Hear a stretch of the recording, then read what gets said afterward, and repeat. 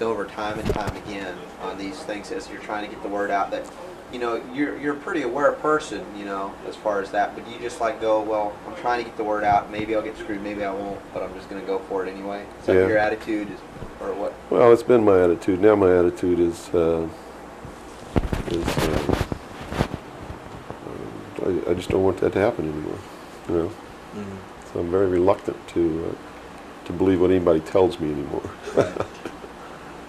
But have you developed an intuitive sense, perhaps, now? I mean, because you know how that can do. It can start shutting you down from certain experiences or certain places where you might need to be. That's true, and to a certain extent, I have an intuitive sense of where somebody's coming from, but it doesn't always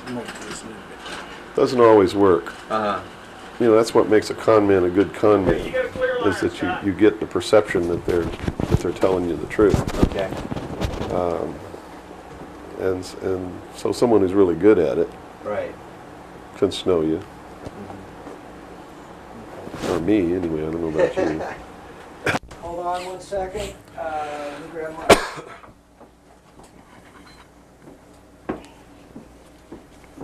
Yeah, you want to wipe your face or anything? I'm fine. You got it? Okay.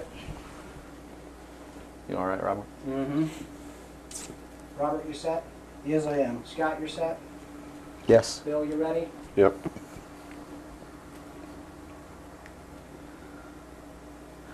Bill, well, thanks for agreeing to the interview. First of all, a little bit about your background. You had extensive military service for many years prior to 1970, where a certain aspect of that military service kicked upstairs, so you were able to see certain things that you were not able to see beforehand. Would you tell us a little bit about that? It actually started much longer in my past than that. I was reared in a military family. My father's an Air Force colonel. He's retired now. He was a command pilot. And as a child, I remember sitting around I remember the pilots at our house sitting around the kitchen table talking about their exploits in the cockpit and what they had seen in the skies. And some of that talk involved UFOs and what some of them called Foo Fighters. And I traveled all over the world, lived on military bases for most of my life. I was really an indoctrinated individual, you might say. I was as establishment as you could get, as gung-ho, pro-government, pro-America, pro-military. And that's why I went into the military, because that had been so much of my life. I went into the Air Force. I was in the Strategic Air Command for 4 years as an aircraft and missile hydraulic technician, which is, I worked on the pneumatic and hydraulic systems of B-52 bombers, KC-135 aircraft, and Minuteman missiles. I had a secret security clearance. That's where I saw my first atomic bomb. I mean, we worked around on these planes, especially the ones on the alert pad, were always loaded, ready to go drop these bombs at a moment's notice. But while I was in the Air Force, I met sergeants, men who were older than me, and had been in the Air Force for quite a while, told me that they had participated in projects that had recovered crashed extraterrestrial craft, what you call UFOs. And they never told these stories unless they had quite a bit to drink. So I never really believed it. I thought, well, these guys are running a scam on me, you know, even though I'd heard about these things when I was a kid. I just still didn't believe in them. They're just so far out in left field, it's not something that you really give any serious thought to until something personal happens, which came later. While I left the Air Force, I went into the Navy, which was really where I wanted to be in the first place. I'd always had this tremendous feeling and connection with the ocean. I was an excellent swimmer, but I had a problem as a child. I had chronic motion sickness. If I got in a car and we went on a long trip, I got deathly ill, and same with boats or anything. I couldn't ride on the things at the carnival that went around and round because it just made me tremendously ill. But I decided after I had gone through the Air Force experience that sick or not, you know, I was going to go in the Navy because that's really what I had wanted to do. So I did, volunteered for submarine duty, and was assigned to the USS Tyru SS-416, which was a diesel-electric boat World War II type, that had been reconfigured. When I went on board the boat, it was in the dry dock at Pearl Harbor Naval Shipyard, and had literally been cut in half. They put in a 12-foot sonar section and then 3 domes on the deck for triangulating targets using sonar. And this was really one of the most up-to-date electronically submarines that we had. Wasn't a nuclear submarine, but as far as the ability to approach, get close to a target and destroy it, it had a better capacity to do that than any other boat that we had. While we were on a transit from the Portland-Seattle area on the surface, I actually saw, I was the port lookout, and I saw the most incredible thing that I think I've ever seen in my life. And it had such a profound effect upon my view of the universe and the world that we live in, that I wish everybody could experience this. I saw come up out of the ocean, from beneath the surface of the sea, a huge disc-shaped craft about the size of a Midway-class aircraft carrier, which is tremendous in size. Even though that's one of our smallest carriers, or was then, it's still a huge, tremendously big object. Came up out of the ocean and rose into the air and tumbled on its axis and went up into the clouds, and I was awestruck, dumbstruck. And I mean dumbstruck, literally. I could not utter a sound.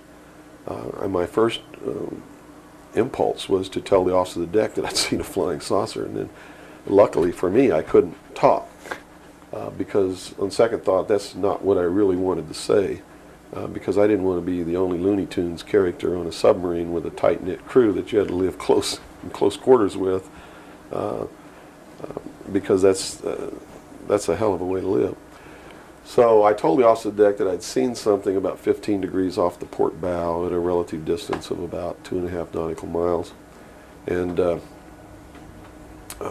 he began to look in that area. And the starboard lookout had heard me tell him this, and he began to look over there. And while we were all three watching, either the same craft or another one exactly like it came down out of the clouds, tumbled again on its, why it did this maneuver, I don't know, but every single time it did it. It's like it came down in this attitude, and then it flipped over and then entered the water. And the water just appeared to open up in front of it. It's just like the account in the Bible about the parting of the Red Sea. That's exactly what happened. The sea actually parted, and this thing went into the water and then closed up behind it. And this big spray went up into the air. But it wasn't a spray from the craft hitting the water. It was a spray from the water coming back in to fill up this hole that had been created. And again, I'm thinking this is incredible. What are we looking at here? And it was metal. It was a machine, and it wasn't glowing or anything like that. It didn't have any lights on it that we could see. But it was obviously metal, and it was obviously a machine. And although I can't tell you that there was anyone inside of it, I believe that there was. And it did something that, as far as I knew, was absolutely impossible.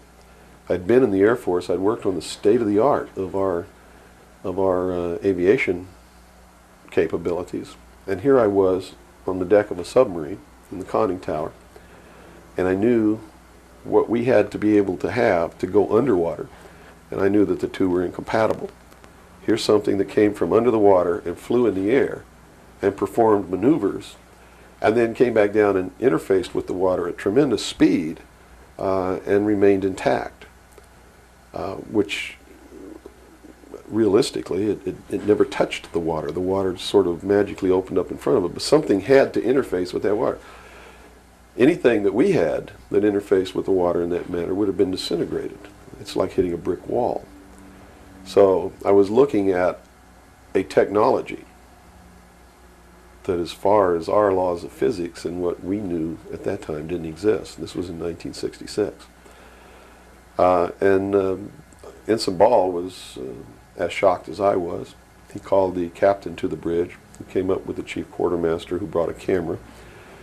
And we all stood there and watched this occur over and over again for about 10 minutes. And I still to this day don't know if it was the same craft or a whole bunch of different craft going in and out of the water. But it seemed like that there was a hell of a lot of traffic on that freeway right there. And we were watching it as we went by. We never changed course. We never lowered or increased our speed. We made no attempt to communicate or signal. We made no attempt to get closer. And eventually, it just stopped.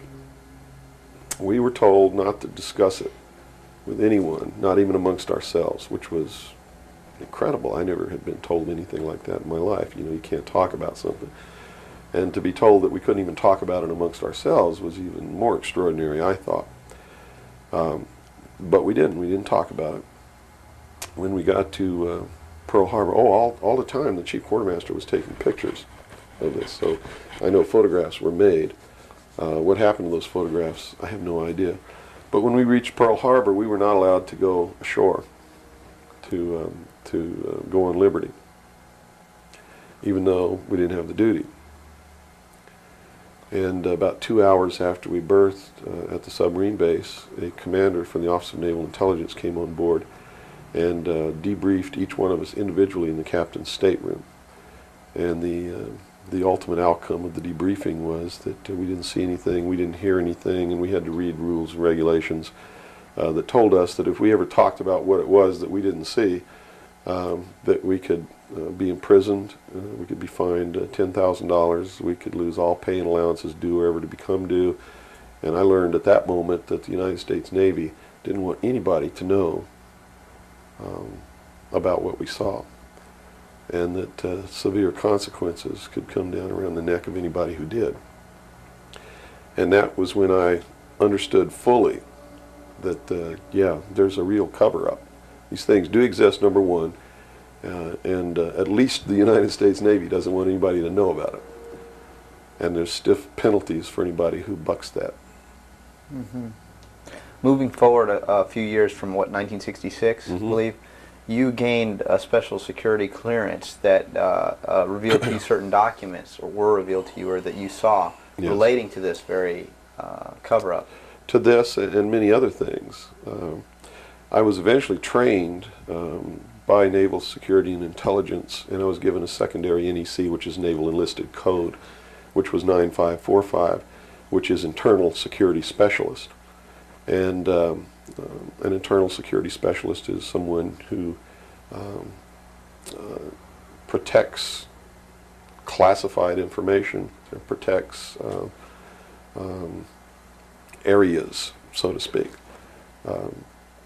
And I had a specialty, which I was trained in, which was Pacific Area Intelligence Briefings.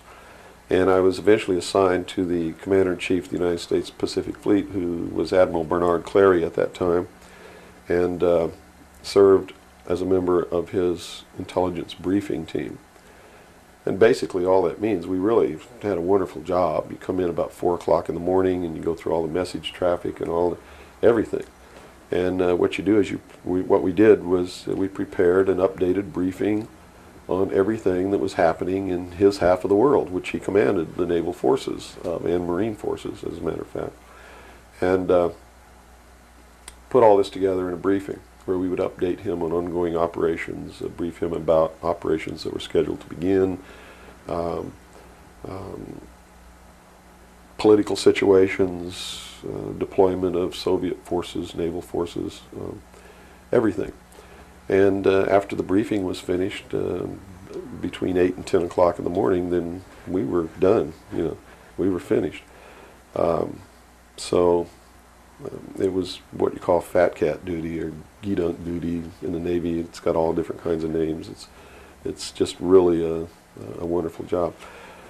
Now, to be able to function in this job, I had to have a security clearance, which gave me access to the information that I had to need to know to help prepare these briefings. And when I first was assigned to the command, I was attached to the OPSTAT office under Lieutenant Commander Mercado, which was operational status reporting, and while I waited for my security clearance. And it took 6 months to get it. What I eventually ended up with was a top secret Q clearance with an SCI attachment, which means sensitive compartmentalized information, and there were no blocks. In other words, there was nothing confining me to only certain compartmentalized information. I had access to whatever the Admiral and his staff had access to, because we had to prepare briefings and brief these people on all of these things. And I'm sure that at first I was tested and wasn't shown a whole lot, but eventually when they began to have confidence in me, I began to see things coming across my desk that were just absolutely incredible. And a lot of it is really hard to talk about because it's so far outside the normal concept of reality for the average American that they're going to find a hard time believing any of it. Mm-hmm. But I saw documents that were labeled under the classification top secret, and the compartmentalized, the compartment that was put into was called MAJIC, M-A-J-I-C, mm-hmm. Which told me that UFOs are real, which I already knew. I'd seen one. Right. But this went farther than that. It told me that they were extraterrestrial in origin, that there were 4 different extraterrestrial species or races visiting this Earth, and that they had actually entered into an agreement with the United States government with one of these species of alien beings to exchange technology, and it told me all the projects that was underneath this. Project Red Light was actually the testing of extraterrestrial craft. Project Plato was a diplomatic project. Pounce was the recovery of technology. Pluto was the application of that technology to our own secret space program, not the public space program. There are 2 different space programs. One is what the public gets to see, mm-hmm. Which is overseen by NASA, and the other one is a secret space program that nobody gets to see, which is really overseen by the Navy Department under specialized compartmentalized black projects. And what these people are doing in secret is just absolutely incredible. I also saw documents under an operation called Operation Majority, which outlined the plans to bring together a one-world government. It also included extraterrestrial information within that. Project Grudge, which was the second project. First was Sign, and then Project Grudge, which contained all of the extraterrestrial information up to a certain point. I forget the year cutoff. And then it was contained after that in another project called Project Aquarius, which was the accumulation of the whole history of alien interaction on planet Earth. But I have to say at this point that I don't know if those documents were really telling the truth or not. They could have been showing me these things so that eventually I would go out and talk about this. And maybe that'll become clear to you later why they may have done that. It could be real. So, mm-hmm. But at this point, from a personal standpoint, what was it that, based on your experience in '66, and they said, absolutely do not reveal this to anybody, and here we are a few years later, and you're seeing documents that prove that what you saw was real. Mm-hmm. What was the one factor or a number of factors that led you to the decision to say, I've got to get this out, I've got to tell people about this? I saw contingency plans called Majestic. And these contingency plans were to, first place, a contingency is a plan that can be implemented if certain things occur. Right. And the certain things that would have tripped this contingency plan are, number one, the public sector is getting too close to the truth, so they have to implement this to get them steered off the track. Or number two, we don't want to tell the public the truth about the alien presence, but there's so much alien activity occurring that the public is on the verge of finding out anyway. Let's tell them this story so that it doesn't cause consequences that we don't want. Mm-hmm. And that plan was called Majestic. I was in a bookstore one time. I'd never seen UFO magazine. Didn't even know it existed. In fact, I didn't even know that there was a UFO culture in the world of people who who study UFOs or worship UFOs or have little UFO meetings. I had no idea that that was occurring. I was in a bookstore one time and I was looking at the magazine rack. I'm an avid reader and I'm always in bookstores. And this one day I saw a magazine just popped right out at me, at UFO. And I picked it up and I looked inside, and here is Majestic, all right there. And even the people who had been named to implement the plan were the ones who were actually implementing it. William Moore, Stanton Friedman. I'd never heard of Jamie Chandray, but he was named, and they had brought out a supposed genuine document called the Eisenhower Briefing Document, which in reality is a fraudulent document. It's a fake, and it was created to implement the plan Majestic, to either indoctrinate the public on what the government wants the public to perceive as happening, or to steer researchers away from the truth, or both. So this wasn't revealing the plan of Majestic, but it was actually implementing the plan. Implementing the plan against the public. It was a psychological operation against the public. So this is what you saw. Right. So immediately my head began to spin around, and I began to think, God, I've got to tell people that they're being manipulated. This is a lie. And it really, if the public were using their own intellect, they would know that it was a lie. The executive order quoted for this document was in 92,000 something. I believe it was 92447, which is 92,447, and it was supposedly written by Truman. But Truman never wrote an executive order higher than 9,000. I mean, even today, there's no executive order with the number 92,000 on it. They've been consecutive since the beginning. So it was clearly fraudulent. So it's clearly fraudulent, but the public doesn't catch on to this. And here you got Stanton Friedman, one of the guys who implemented the contingency plan, Majestic, running around the country telling everybody it's not an executive order, it's a date, September 24th, 1947, which it very well could be a date. But it's listed in that document as being an executive order of the President of the United States, Harry Truman. And because of that, it's fake. And many other things. But specifically, that is the most glaring proof of fraudulent intent in the document. There are many other things in the document that also prove it's a forgery. But here they are. They're running this contingency plan, and here I am. I know all about it, and here's the public out there biting it. They even ran that thing in the New York Times, like a 2 or 3 page spread showing all the documents. So it had tremendous credibility lent to it by that action. And so I decided that I had to tell the public and get people on the right track, which is, the right track is don't believe anybody. Okay. Don't believe me. Don't believe George Bush. Don't believe anyone. You got to go out and you got to get proof in your hand before you can believe anything. And to do otherwise today is the biggest mistake that anyone can ever make. You begin believing people, putting your trust in them, that they're telling you the truth. I guarantee you're going to take a ride on a roller coaster you don't want to be on. Mm-hmm. Now this controversy, and I say the very understatement controversy. Yes. It also is now extending, based on some things that you're revealing, into the Kennedy assassination. Yes, in the set of documents, which really was literally 2 or 3 file cabinets of documents, called Operation Majority, I saw documents which told me what happened in Dallas and why.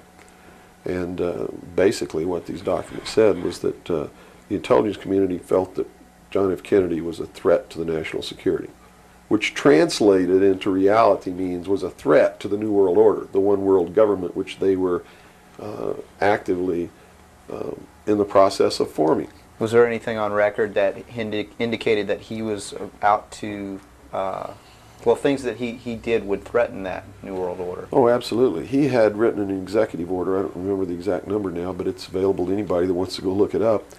He had written an executive order ordering the printing of United States notes, which would have broken the back of the Federal Reserve, which is one of the major instruments of propelling the United States into the New World Order by destroying our economy, the basis upon which we live, the basis upon which our whole society is founded. is being ripped right out from under us. That was one. Number two, he refused to provide air support for the invasion of Bay of Pigs, which ensured that that would be a failure. He had threatened publicly on several occasions to disband the CIA and scatter it to the thousand winds. He had ordered, in the documents that I saw, he had ordered the intelligence community to prepare a plan to disclose the truth about UFOs to the public. Now, I don't know what that truth was. Could be that maybe there are no extraterrestrials. But whatever the truth was, he had ordered a plan to be prepared that that disclosure was going to be done according to that plan within the following year. And the intelligence community consider that to be out of the question. And according to the documents that I saw, his assassination was ordered by the policy committee of the Bilderberg Group, which is really the secret world government, and was carried out by agents of Division 5 of the FBI, the Secret Service, the Central Intelligence Agency, and the Office of Naval Intelligence, of which I was a part, in Dallas. And it said that the assassin, the man who actually administered the head wound, was the driver of the car, William Greer, a Secret Service agent, who used an assassination pistol built by the CIA for assassinations that was really an air gun that fired an exploding pellet or could fire a small hypodermic needle or a poison dart, using any one of many different deadly poisons. Specifically, it said that he fired an exploding pellet which contained shellfish toxin, and that the act was plainly visible in a film withheld from the public. I looked for 16 years to find that film, and I finally found a copy that showed William Greer turn around and shoot the president. And since 1988, I've been showing that film wherever I'm able to show it to wake people up. It is not our government, though you have to understand, that is doing these things. It is not our government that's failing us. It's not the Constitution or the Bill of Rights that's a bad instrument. It is a group of men who belong to secret societies, who have infiltrated our society and our government at all levels and are destroying it and subverting it from within. And every member of naval intelligence that I knew who was an officer was a 32nd or a 33rd degree Freemason. And I asked my commanding officer at one point, I said, why are all you guys Masons? He said, Masons are used to keeping secrets. It's part of their fraternity. So if you want someone who already knows how to keep a secret, you recruit Freemasons. Well, later on, I found out what the truth is. The truth is you're not going to be a naval intelligence officer unless you are a Freemason or a member of the Ancient Order of the Rose and Cross, but you have to be high degrees for that. I think the reason I was selected as enlisted man is because I had belonged to the Demolay Society. Which is what? As a teenager. That's sort of the first level of Freemasonry. That's how they recruit teenagers and indoctrinate them into their principles so that they go right into Freemasonry when they become an adult.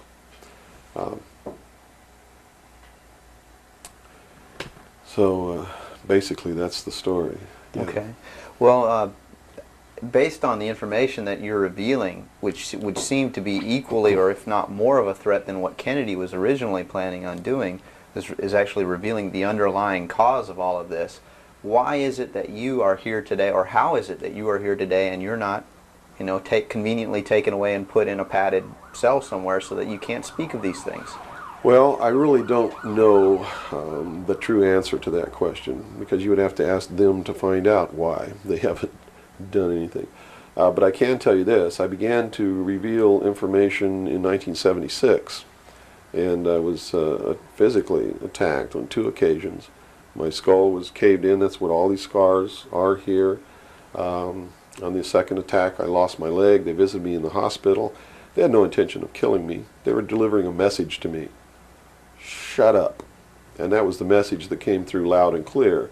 And 2 men who identified themselves with identification cards who belonged to the Defense Investigative Service, which was really the Defense Intelligence Agency, asked me if I was going to shut up or they were going to have to do it right. And I told them, I said, you don't have to worry about me. I'm going to be a good little boy for the rest of my life, and yeah, I'm going to shut my mouth. And I did for 16 years, kept silent until I saw this UFO magazine in a bookstore, which indicated that they had implemented the contingency plan called Majestic. But if you want to know what I think the reason is, I believe that there are several. One, they've had a plan that's been in force since the 40s to debunk, ridicule, destroy anybody who ever talks about these subjects. And the public has been thoroughly indoctrinated that if you talk about any of these things that I'm talking about, you're just another nut. So the public, by and large, doesn't pay any attention to it. So in that sense, I'm not a threat. If the president had come on television and said, hey, this is what's going on, then they would have listened and they pay attention to it. But people like me, they perceive me as being just another loony bin, fruitcake, nut, which I assure you I'm not. But that's the perception that they've been brainwashed into believing. And so that's what they believe. Number two, I am so much in front of the public from the very beginning when I began to talk. And that's how I protected myself, or at least that's what I thought would protect me, and so far it's proven to be right, was that if I got literally in front of the public overnight, in front of a large public, that they wouldn't do anything to me because it would substantiate what it was that I'm saying. And they certainly don't want to do that. It would also create a martyr, and martyrs create tremendously dangerous political movements that they don't want that either. So literally within a 24-hour period, I spent $27,000 mailing a thick packet of information all over the world to people I'd never heard of, didn't know. We went down and got some mailing lists and just mailed this stuff all over the world. And so literally, when people opened these packages in their mailbox, and it was a perfect plan because they couldn't stop it. They didn't even know I was going to do it in the first place. And since we sent it all over the world, once it was out, there's no way they could retrieve it. At least no way that I can conceive of. So literally within 24 hours, I was a public presence. And people were asking all over the world, who's Bill Cooper? Is this true? Look what I got in the mail. And just literally flipped the world over on its ear. And I've been in front of the public ever since. So I think basically those are the reasons. They don't believe that the public's really going to listen to me, and so far that's been true. There is a small group of people all over the world who are awakening, who are beginning to understand that they've been living their life in fantasy land, and who are actively seeking the truth. But by and large, when the secret power structure says, as I've put in the first chapter of my book, right out of one of their own technical manuals, that a nation or world of people who do not use their intelligence are no better than animals who do not have intelligence, and thus are stakes on the table by choice and consent, they're absolutely right about the majority of people. It's one of the things that has been an illumination to me, is that they're not always wrong. And many of their goals are the right goals, but the method that they're using to reach that goal is the wrong method. In other words, if you set out to create a perfect world where there will never be any more killing, but to reach that point, you kill 2 billion people, you have become what you're trying to avoid. Right. And it can't happen that way. If you want to create a world of peace, it has to be done by peaceful methods. Means. Yeah, if you murder someone to destroy a murderer, you have become what it was you set out to destroy, and thus it wasn't destroyed at all. It was perpetuated by that very action. And that's what these men are doing. They rationalize everything they do so that they feel better about it.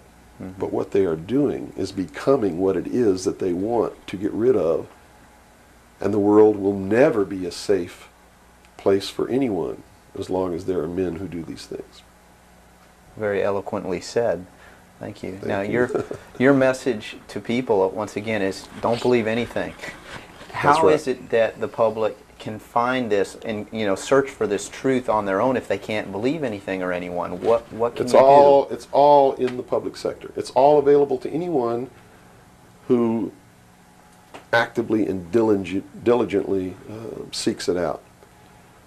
Everything that's in my book, Behold a Pale Horse, is all Everything in here, all the documents that are in here, Mm-hmm. everything that's in this book is in the public domain. Can be substantiated. Yes, and I intentionally wrote this book not using anything that wasn't available to the public to show people that, yes, if I can find this information, so can you. I have tons of stuff that's not available to the public. But as you can see by reading this book, you don't need that stuff because it's what you need is available to you. Public libraries are overflowing with the proof of what's really going on in the world, but nobody really utilizes it to the extent that they're able to pick this out and put it together. Another thing I've done for people is I've put it together for them so that they can see the overall picture rather than looking at small things and thinking that it's isolated. Nothing is isolated. It's all part of a big puzzle. Mm-hmm. And the puzzle is coming together, and when the puzzle is assembled, it's going to be a one-world totalitarian socialist government that nobody's going to like except the people that are running it. It's Hitler all over again. And the rationalization is we're going to create the world without war. The utopia. The utopia. But they will never create that utopia because they're not dealing with the problem that makes them want to create it, and that is the inherent flaw in each individual human being that makes us do the things that we do. Until that's overcome, there's never going to be a world without war or without rape or without killing or without robbery, and anybody that thinks that there is has already gone off the deep end. So the method is, here, I'm going to hold a gun to your head so you won't rape, you won't kill. That's right. Yes, okay, I understand.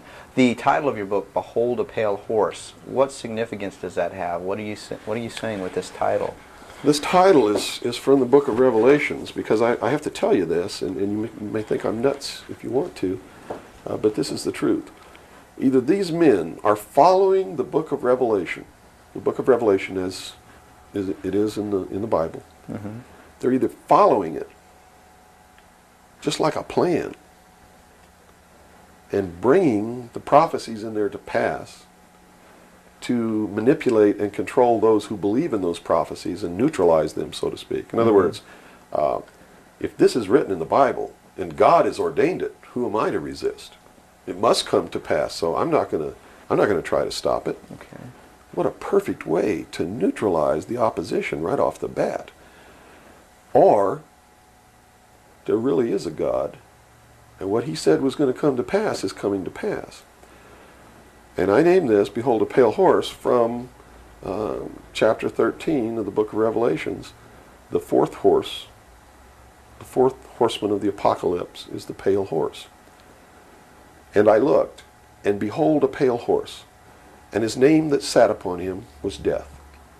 And hell followed with him, and power was given unto them over the fourth part of the earth, to kill with sword, and with hunger, and with the beasts of the earth.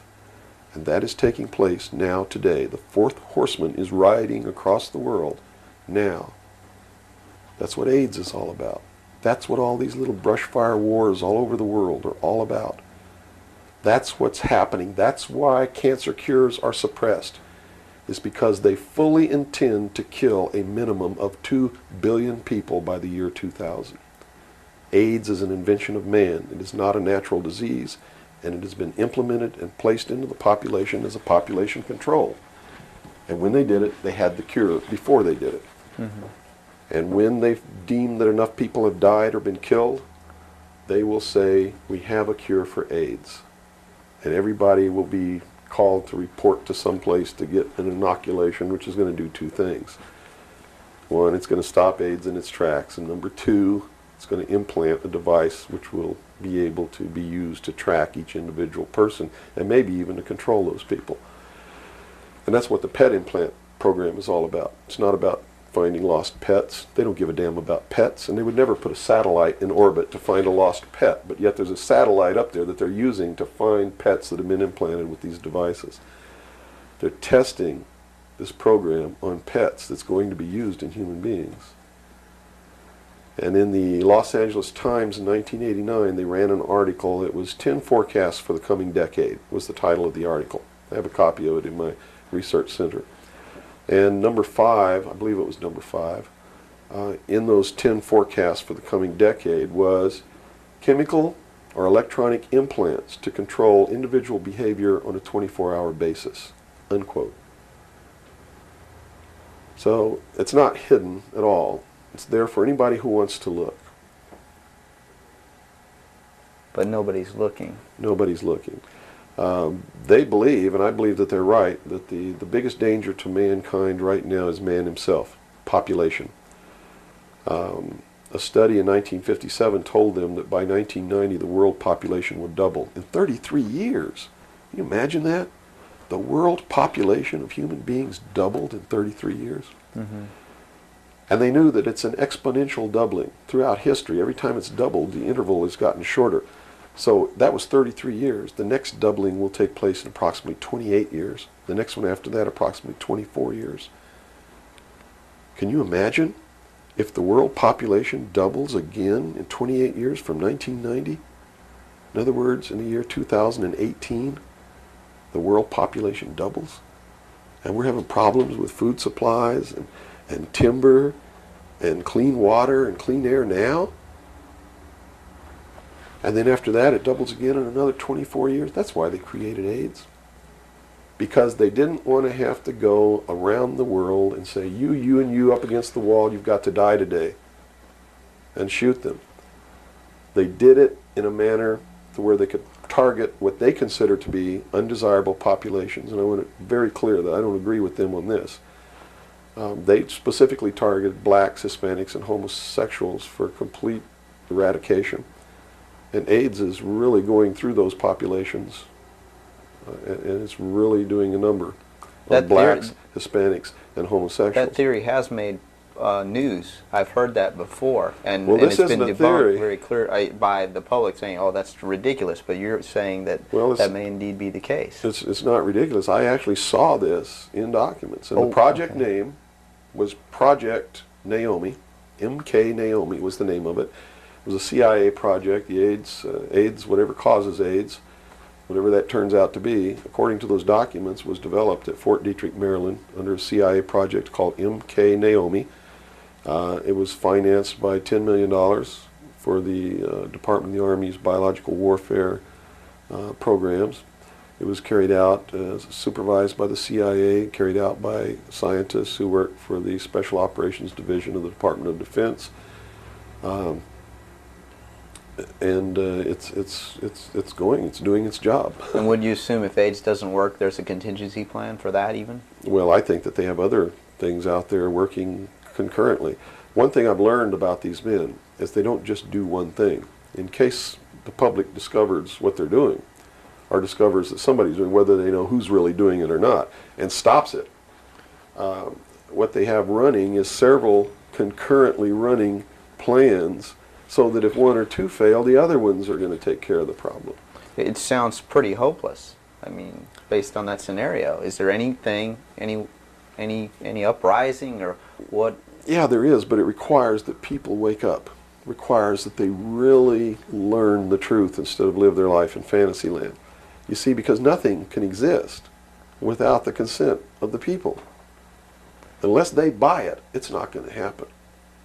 And all of these plans lead to the public's ultimate acceptance of what they're going to do. In fact, they're designed to make the public ask for it. For instance, the burning of the rainforest in Brazil. I know people who are just up in arms. Stop this. We've got to stop the burning of the rainforest, which is exactly what the burning of the rainforest is designed to do. Because Brazil is a sovereign nation, right? How can you tell a sovereign nation to stop burning its own forest? You can't. What they're asking for is control over a sovereign nation by a world governing body who can then send troops, a police force, to make Brazil stop burning the rainforest, and that's why they started the burning of the rainforest in the first place. You see, they went down there and they built a road across the Amazon jungle that went nowhere. There was no reason for this road to be built. There was no place to go. It doesn't go from here to a city on the other side. It just goes across the jungle and ends. And they built this road, on purpose, because they knew that most of the people in Brazil are so dirt poor that they would see this road as the answer to their prayers. Free land, free timber, a way to support their family, a way to become wealthy, or at least more wealthy than they were, which was no wealthy. Mm-hmm. And that's exactly what happened. Millions of people headed out down this road and staked out some land and burned the forest and tried to grow crops. And they found that rainforest is no good for growing crops. It'll grow one crop, and then you got to go burn more trees and plant another crop because the soil is poor. And that's what's happening. Mm-hmm. And that's why the forest is being burned. And it was done intentionally to create the scream of stop burning the rainforest, so that then they could offer the solution.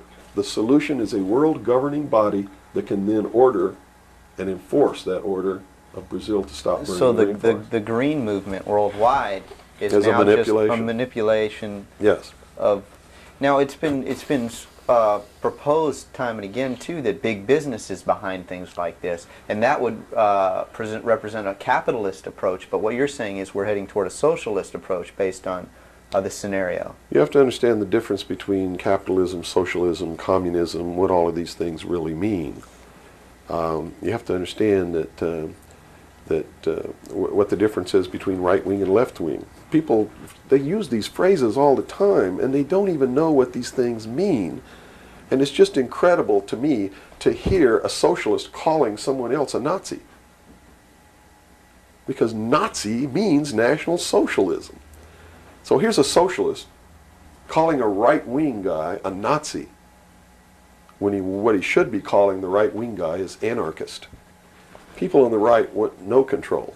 Mm-hmm. They're really anarchists.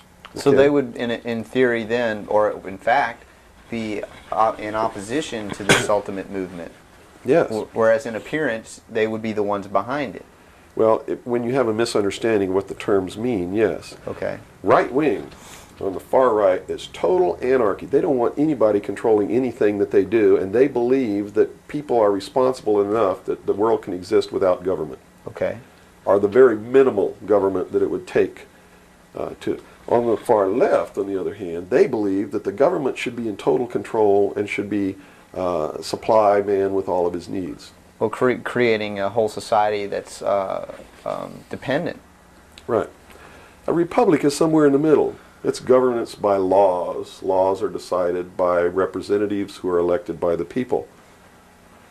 And according to the theory, the representatives will do what is right, whether they get elected or not, because it's not really a democracy. A democracy is far left. People don't understand. We don't live in a democracy. This country is not a democracy. It is a republic. A democracy is ruled by the mob. The mob always votes themselves every kind of benefit that they can vote themselves. And whenever you do that, it means large, tremendously overpowering government in control. They vote themselves into dependency. That's it. They Okay. vote themselves into a dictatorship is what they do, where they lose all of the benefits that they intended to vote themselves into in the first place. Okay. And democracies are extremely dangerous to minorities, because if the majority of people don't like you, Right. they're going to vote that they kill you, and they can, that's it. Democracies are dangerous. Democracies are socialists. Democracies are communism. That's what communism is. The definition of communism is everybody doing according to their talents and receiving according to their need. And it doesn't work. We already know it doesn't work. Man, by his inherent nature, is greedy.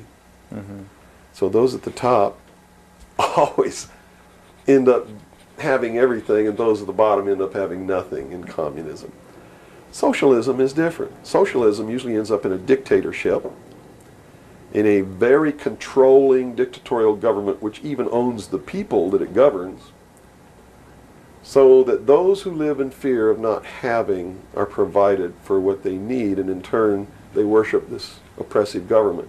Socialists are children who went out into the world, took a look around and said, I can't handle it, and went home to Daddy. Okay. Daddy, protect me. Daddy, feed me. Daddy, loan me your car. Daddy tucked me in at night.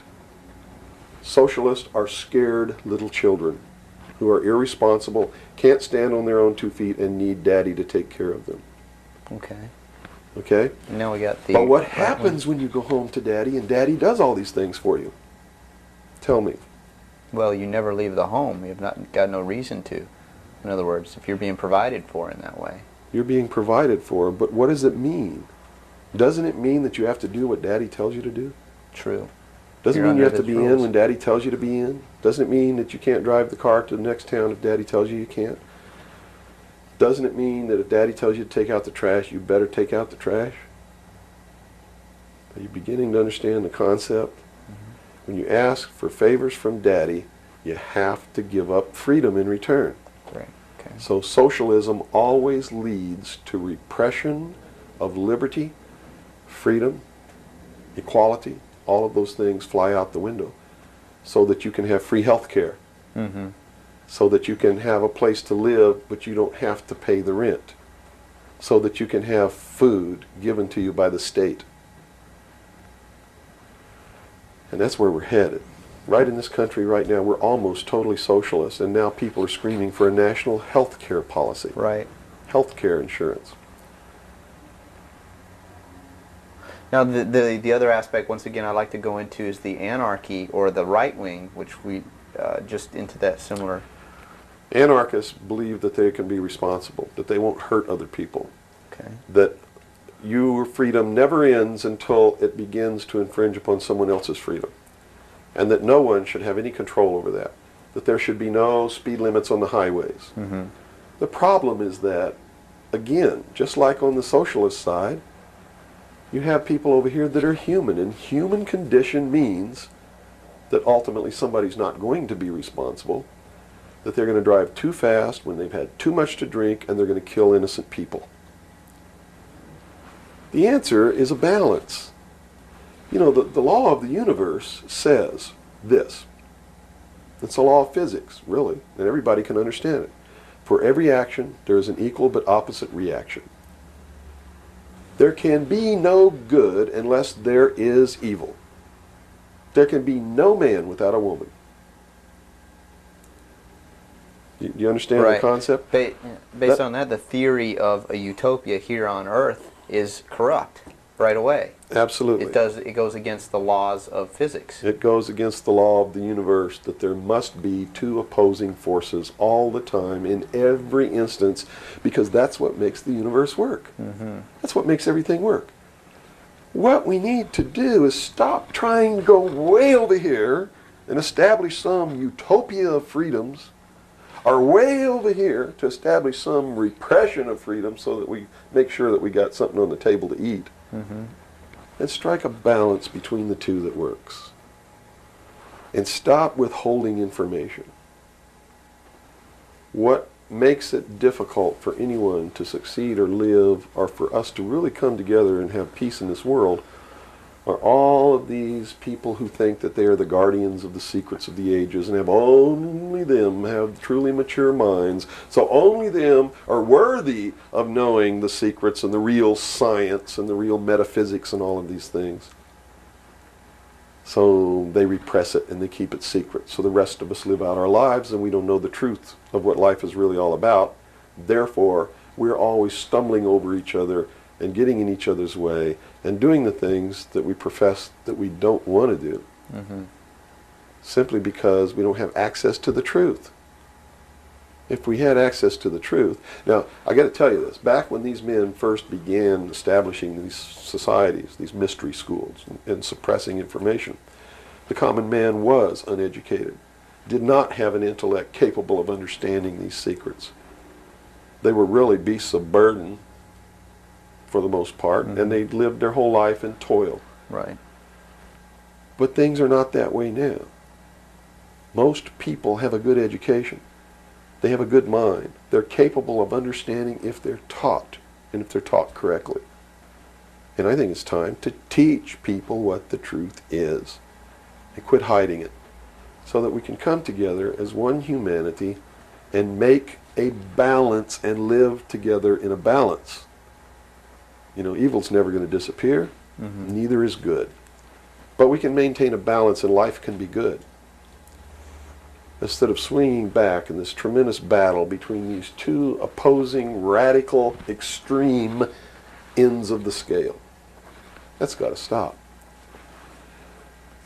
I've never understood why somebody would join together in this band of people and call himself a Democrat and not vote for anybody else if they're not a Democrat. That concept is beyond my understanding. And Republicans and Libertarians and Populists and Communists and Socialists and this and that, and blacks and whites and Indians, and there are so many sects and groups and segments, and we're so fragmented that getting together is going to really be difficult. But we've got to do it. Because if we don't wake up and do it ourselves, these men who meet in secret and plot the manipulations are going to do it whether we want it or not, and they're going to do it at the point of a gun. And they're going to take away everybody's freedom because they don't consider us responsible, Capable of having that freedom. are capable, or even of using our intellect. So they'll put us in shackles and control us and force us to be peaceful. That's what the plan is, and that's what the New World Order is all about. Well, we've run from UFOs right to this, and at first a person might watch this and say, "Wow, this is really strange." But where we've come down to, based on that beginning, is quite in the realm of common sense.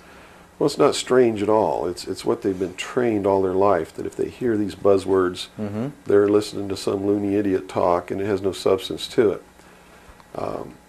Once they get into it, though, and begin to understand that everything is interconnected, it's leading us toward one end, a one-world totalitarian socialist government, and begin to see it coming to pass all around them in their life, and understand that nothing happens by accident. It's been planned for many years. Then they begin to understand that UFOs play a big role in this. Because if they're real, it's the most significant thing that's ever happened in the history of man, and may be the driving force behind locking up the human race. Because how could a UFO land in a place like Macon, Georgia, and somebody who doesn't look like us get out, walk down the street? And I'm not trying to insult the citizens of the state of Georgia. What if they landed in Newark, New Jersey, and got out and walked down the street in a society that kills people because they sit in the wrong seat on a bus? I'd assume now that they'll know about us. Of course they will. They probably already know about you if you've been exposing the truth on your show. Would you assume that our phone lines would be bugged at this point? I don't know. I doubt it. They don't really consider you to be a threat unless you develop a large political following. Oh, okay. So, unless you have a large political following, you're not considered to be a threat to them. Not yet. Because they figure that the people are too stupid to listen to you anyway. And generally, they're right. So we're in the process of educating people then. Yeah. It's the best thing. Education is 60 or 70% of the battle. Yeah. Because people automatically begin to do the right things once they learn what the truth is. They're Robert, educated you to it. set?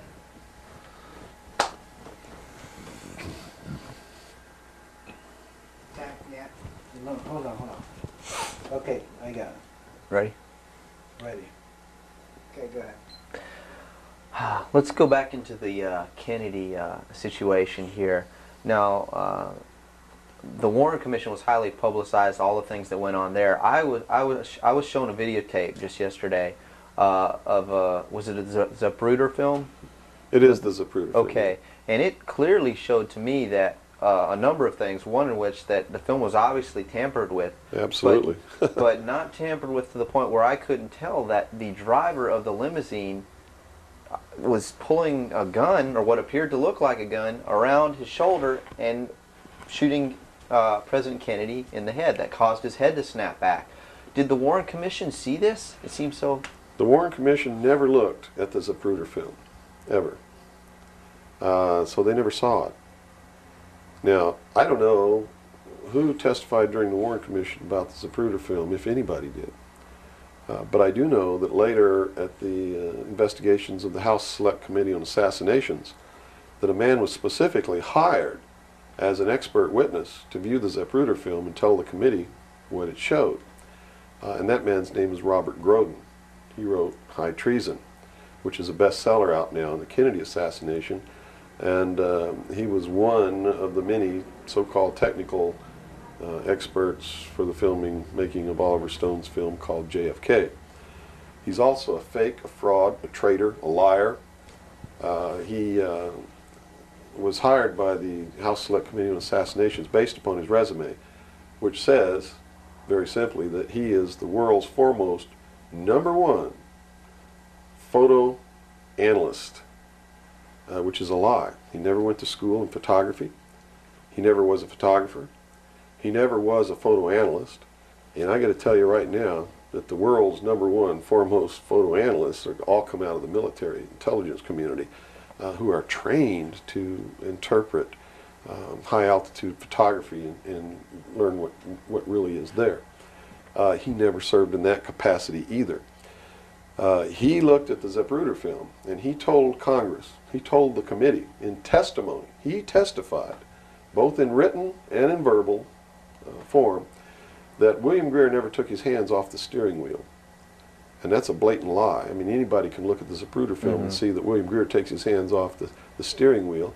And even if you couldn't see it, if they cut out the frames, you can still see that William Greer, if this were the seat of the car, is turned all the way around with his right side against the rear cushion of the front seat, looking directly at President Kennedy in this attitude, and it is a physical impossibility to have both hands on the wheel in that attitude. So we know that Robert Groden, #1, was not who he said he was, had no expertise to be doing the job that he was hired to do. #2, even if he had no expertise, it is plainly visible in the film that William Greer could not possibly have had both hands on the wheel. So we know that Robert Groden didn't make a mistake. We know that he intentionally lied to deceive Congress and thus the American people. And what's real strange about it is he's been very active in the research community, supposedly exposing the assassination of President Kennedy. But if you look what he does, he is constantly coming up with new theories, supposed new evidence, most of which is fake. And in his book now, High Treason, he makes a statement that Kennedy was probably hit from the front and the rear at the same time. His job is to keep the American people confused and propagate the lie that our government is no good, that it's our government who assassinated John F. Kennedy. And I'm here to tell you, it wasn't our government. It was the secret societies known as the Illuminati, the Knights Templar, the Freemasons, who assassinated John F. Kennedy. And the proof is right there for anybody who wants to see it. William Greer was a Freemason, #1. He was the Secret Service agent who shot Kennedy. #2, in Dealey Plaza, there's an obelisk, a monument commemorating the location of the first Masonic temple in the state of Texas. Dealey Plaza is on the 33rd parallel, which is one of the sacred numbers in Freemasonry. He was assassinated in a manner that assured the greatest flow of blood, which is called blood atonement, which was practiced by Freemasonry in the early days and supposedly is not practiced now.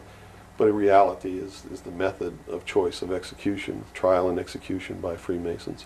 The Bilderberg group that orders his execution is the Supreme World Council of Freemasonry and consists of 39 permanent members, which is 3 times 13, which is also the exact number of men who signed the Constitution, 39.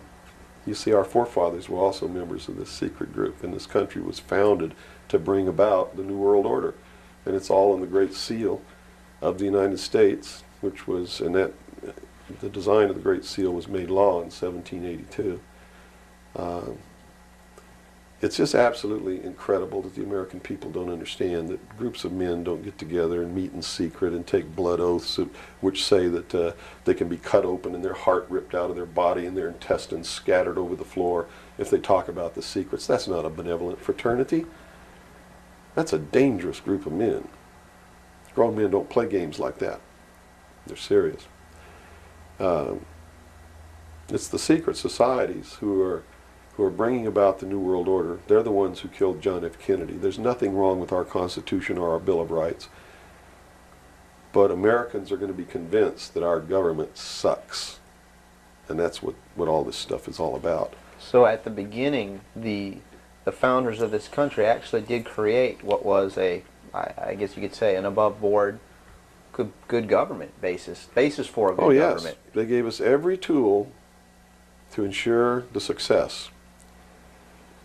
But it was an experiment, you see, because man had always claimed that he could rule himself, but had never been allowed to do that. Even in ancient Rome, they call it a democracy. The man didn't rule himself. He was ruled by other people who made man think he was ruling himself. But the truth was, a Roman centurion could march down the street and grab anybody they wanted to and make you do whatever they wanted to, or just execute you on the spot. And that was the truth of the matter. Those weren't free people. In the history of the world, there had never been a people who were truly free or who truly ruled themselves until the United States of America was created as a republic by which we ruled ourselves through elected representatives whom we sent to the State House, either in the States or to Congress, to do it. They also gave us every tool by which we would destroy ourselves if we weren't capable of doing it. The United States and France, the revolution in this country and the revolution in France, were created to bring about governments which would function as the antithesis to the kings and queens of the world and cause them to topple off their thrones. It also gave man a chance to prove once and for all whether he could rule himself or not. And if he could, fine. That would be the New World Order. If he couldn't, they built the tools into the Constitution to allow them to take it away from us. And those tools are the creation of the federal democracy within the boundaries of Washington, D.C., and the right to contract, through which, if we were irresponsible, we would contract to receive rights from that federal democracy and thus, in return, give up our freedom. And that's exactly what's happening. It's exactly what we've done. John F. Kennedy was short-circuiting the New World Order. He had ordered the printing of constitutional money, United States notes, which would have destroyed the Federal Reserve, which is not an agency of the United States government. It's a private corporation owned and operated by the world bankers, controlled by the Illuminati. And its purpose was to destroy the middle class in this country and thus our economy, and throw us at the mercy of the New World Order. And we see this unfolding now. You see it unfolding now. You are seeing, and I predicted this well in advance, you are seeing the destruction of the economy of the United States. And it will continue. It will not get better. It's downhill from here on out. Unless we nationalize the Federal Reserve, lock up the criminals who own it, cancel the debt, which will then bankrupt the Illuminati, which is exactly what we ought to do, print constitutional money, which cannot be usurped, which cannot lead to our destruction, and go back to what we're supposed to do, and quit contracting for benefits. We're escaping from the laws of nature, and there's a terrible consequence for that. Mm-hmm. Terrible consequence. We have to function within the laws of nature. You can't contract for somebody else to keep you alive. You have to be responsible within your life to keep yourself alive. Mm-hmm. And if you can't do it, then you have to die. That's the law of nature. You see. Kennedy also did a lot of other things. I mean, he was a believer in the Bible. These men who are bringing about the New World Order don't believe in the God of the Bible. They believe in the God of light, Lucifer, the angel of light, who was flung down to the earth and became the Lord of the world. That's their God. That's why everything they do goes against what people know to be the right thing to do. They believe that man was held prisoner by a vindictive, cruel God named Jehovah in the Garden of Eden. And that Lucifer, through his agent Satan, set man free from the bonds of ignorance to which he was chained to the Garden of Eden, and thus brought the gift of intellect, wisdom, to man, and thus is the true benevolent God. And man, with his intellect and his wisdom and his knowledge, will create technology which will elevate man to the position of God. And all this is allegorical. Don't take the story literally, you see, because it's all allegorical. They believe that intellect, reason, is the light, is the true God, is what makes man God. And I'm not going to debate the right or wrongness of that, because who the hell knows. But I can tell you that they pervert whatever it is that might be divine about their philosophy by becoming what they profess They to want destroy. To destroy, yes. And so, in their zeal to bring about the New World Order, they destroyed the political will of the nation when they assassinated John F. Kennedy, which has furthered their goals, because it made a lot of people feel so helpless Right. that, God, if they can kill the president, who am I? You know, what can I do? I'm just one lonely, helpless person. So they quit voting. They abdicated their power. And, of course, through agents like Robert Groden and many others, Oliver Stone, they're being convinced that our government sucks, that our government is the problem, that the Constitution doesn't work, that the Bill of Rights aren't real. We're playing right into their hands, in other words. We're playing right into their hands, because there's nothing wrong with the Constitution or the Bill of Rights or our government. It's the people. You see, it's been Isn't it? infiltrated. And from within, they are eating at the heart of this nation like a cancer, this secret society. They are destroying it. They are subverting it. Our Constitution has not been allowed to work since 1945, and maybe even earlier. And they have been working behind the scenes to bring about a one-world totalitarian socialist government with the Communist Manifesto as its platform, through the United Nations, which was created by this nation from an older organization called the League of Nations, which was the original foundation. And at the highest levels of our government, the Constitution's already been scrapped, and they are working under the aegis of the UN Participation Act and the United Nations Charter. Which says what? Which says that there are no rights, there are only what you call privileges. And privileges can be granted or taken away at will by the state. Quite frightening scenario. It's a very frightening scenario, and people better wake up to the fact that unless they wake up and do something about it now, there's only going to be one alternative. And that's either take up arms, restore the Constitution, and the blood will run in the streets of America, or reach down and put the shackles around your own feet and march off into slavery peacefully.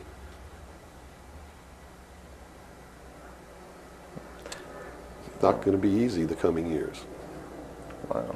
Now, historically, this may or may not relate, but at least modern world, contemporary world history does not include the stories of Atlantis and Lemuria that go predate. How does that history, and why was that suppressed, or why is it still being suppressed? How might that affect what we are understanding is going on today, or is it related?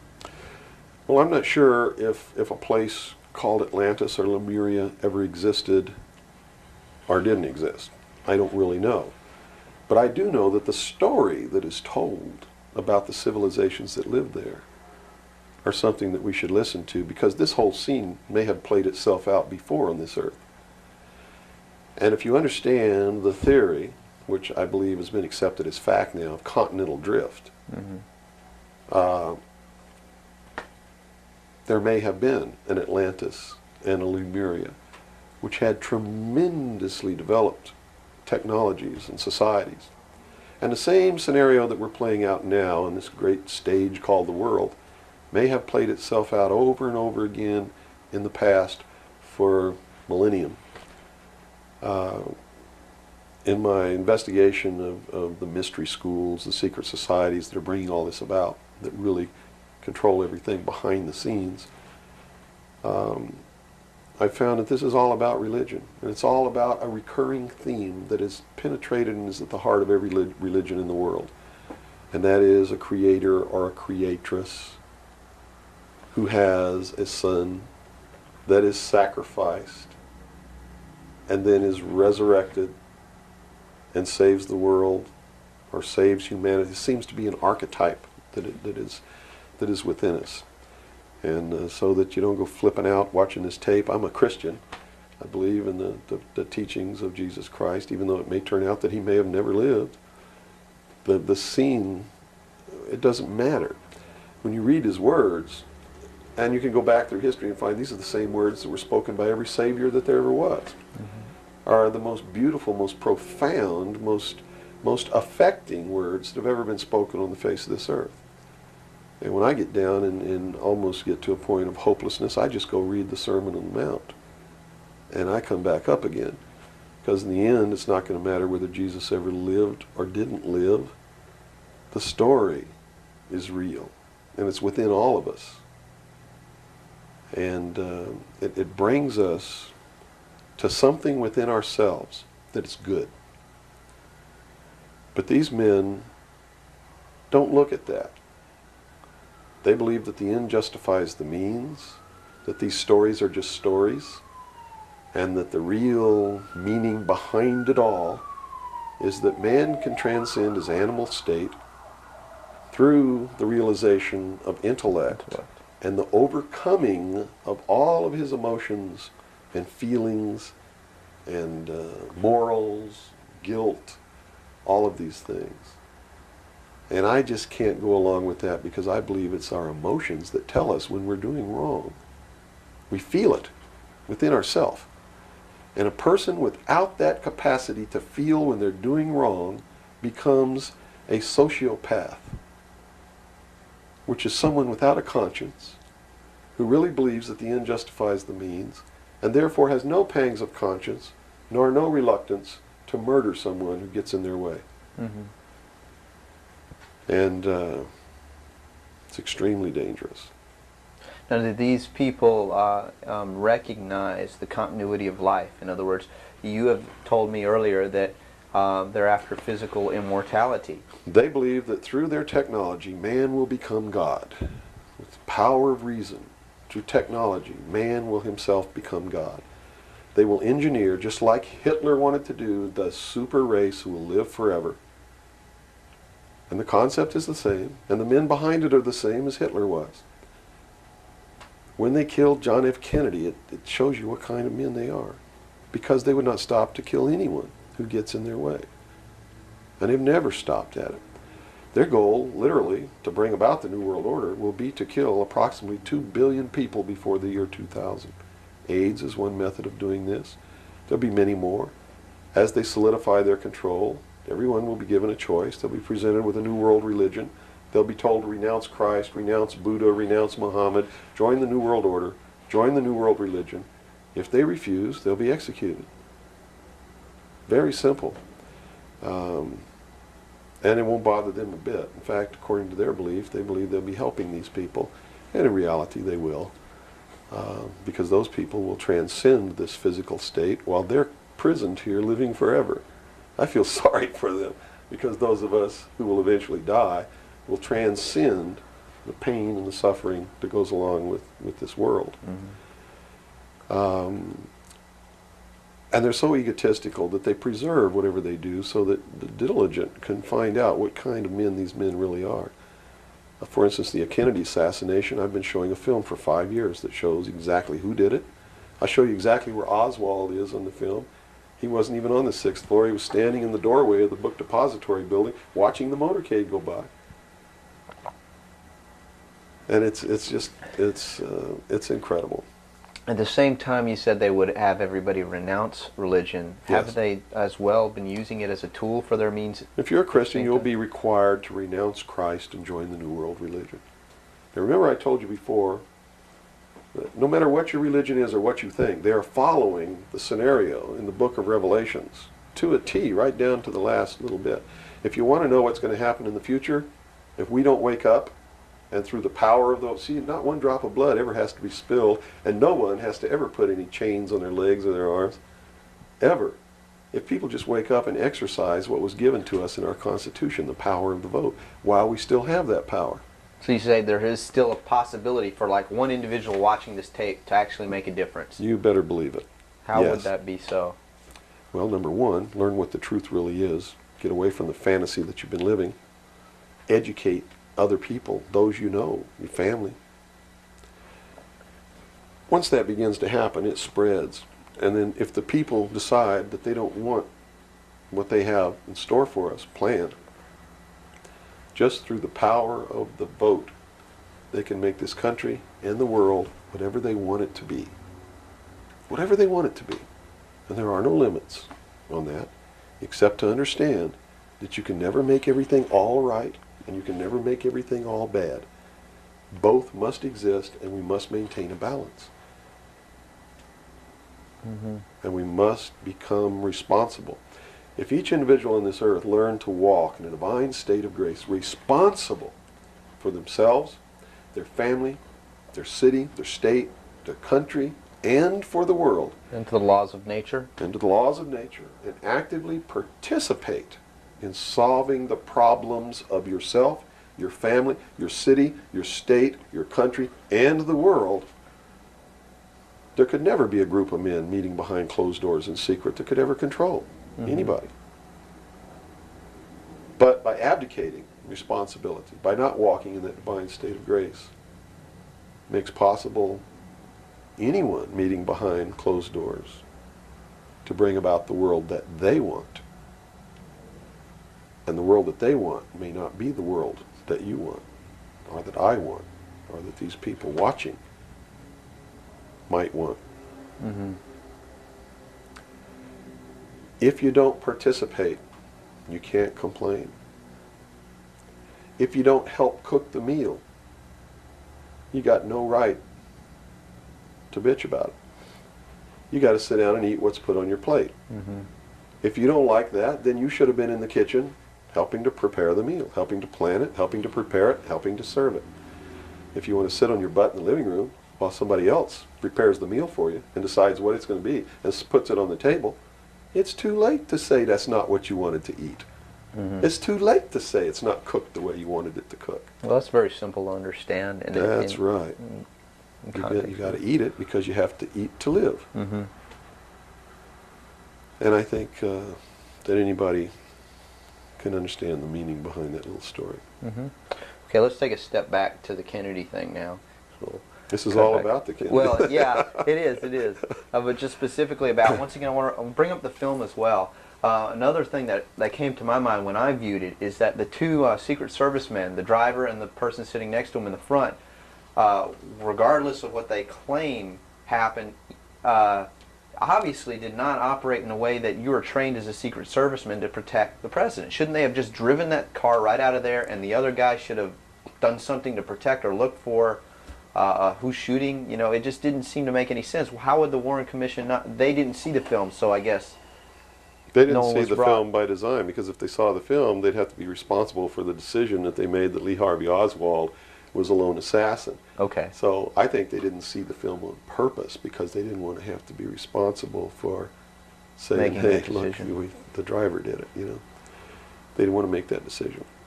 And in a letter that Lyndon Johnson wrote to the Warren Commission, he specifically said in the letter, you must quickly identify Lee Harvey Oswald as acting alone with no conspiracy so that America can get back to business. Was Lyndon Johnson acting on behalf of this secret society, or was he concerned of course. with? He had to know all about it and approve of it because he was going to be the new president.